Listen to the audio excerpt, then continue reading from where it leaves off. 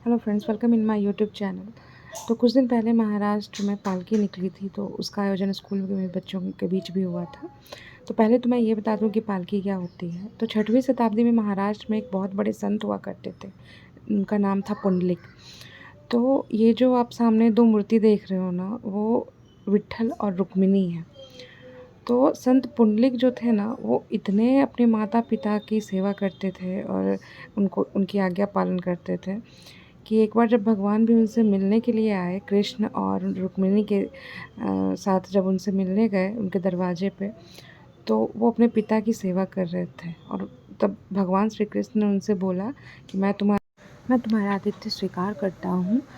और ये बोलते हुए वो दरवाजे पे खड़े हो गए। लेकिन उस वक्त चूँकि वो अपने माता पिता की सेवा कर रहे थे, तो इसलिए उन्होंने भगवान को एक ईंटा दिया और उस पर कहा कि भगवान आप यहाँ पे खड़े हो जाइए और आप प्रतीक्षा कीजिए, जब मेरे माँ बाप की सेवा ख़त्म हो जाएगी तब मैं आपकी सेवा करूँगा। और उनकी प्रतीक्षा में भगवान श्री कृष्ण उसी पत्थर पर एक पैर टिकाकर खड़े रहे। और जब तक उनकी सेवा, माँ बाप की सेवा ख़त्म हुई और वो देखने गए भगवान को, तब तक वो मूर्ति बन गए। फिर उसी मूर्ति को पुंडलिक ने अपने घर में रखा और पूजा किया।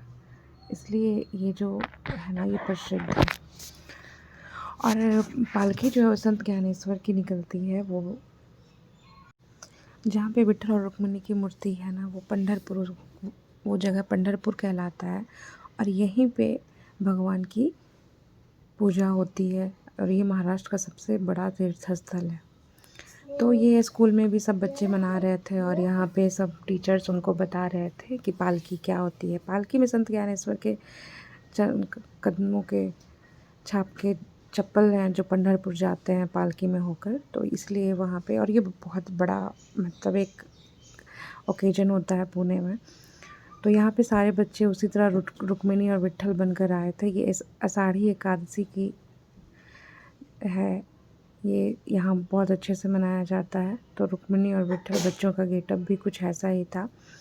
तो सारे टीचर और बच्चे सब यहाँ पे पूजा कर रहे थे और स्कूल में एक छोटा मोटा ओकेज़न रखा गया था।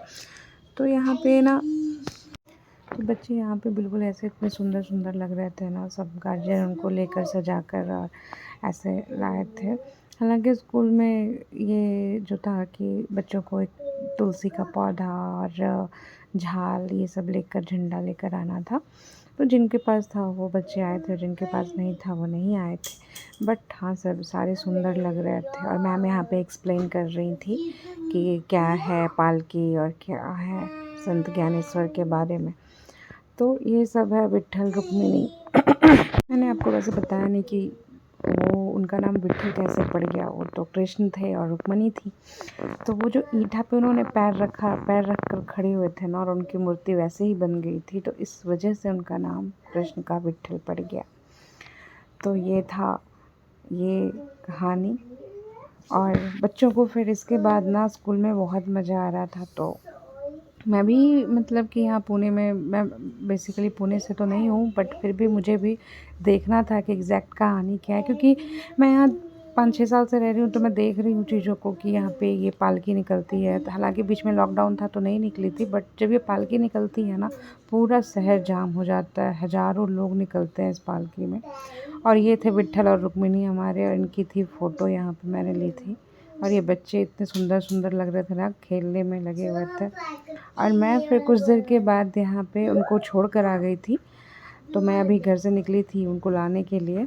उनका 2 घंटे का प्रोग्राम था, तो हम उसको बच्चों को लेकर छोड़कर चले आए थे। तो फिर अभी लाने के लिए जा रहे थे, तो मौसम बिल्कुल बारिश वाला हो रखा था। फिर भी लाना तो था ही, तो सोचा कि चलो थोड़ा बहुत इसका भी वीडियो बना लेती हूँ मैं। तो ये ऐसे रास्ते पे बिल्कुल स्कूल का रास्ता, ज़्यादा दूर नहीं, और हम स्कूल अभी पहुँच गए थे। तो बच्चे बहुत खुश थे क्योंकि उन्हें स्कूल की तरफ से मिला था चॉकलेट। तो सारे बच्चे ऐसे दिखा रहे थे। ये तो मुझे तो नहीं पता महाराष्ट्र में इसको क्या कहते हैं, बट बच्चों को ना चकली मिला था। चकली हमारी तरफ तो वही कहते हैं।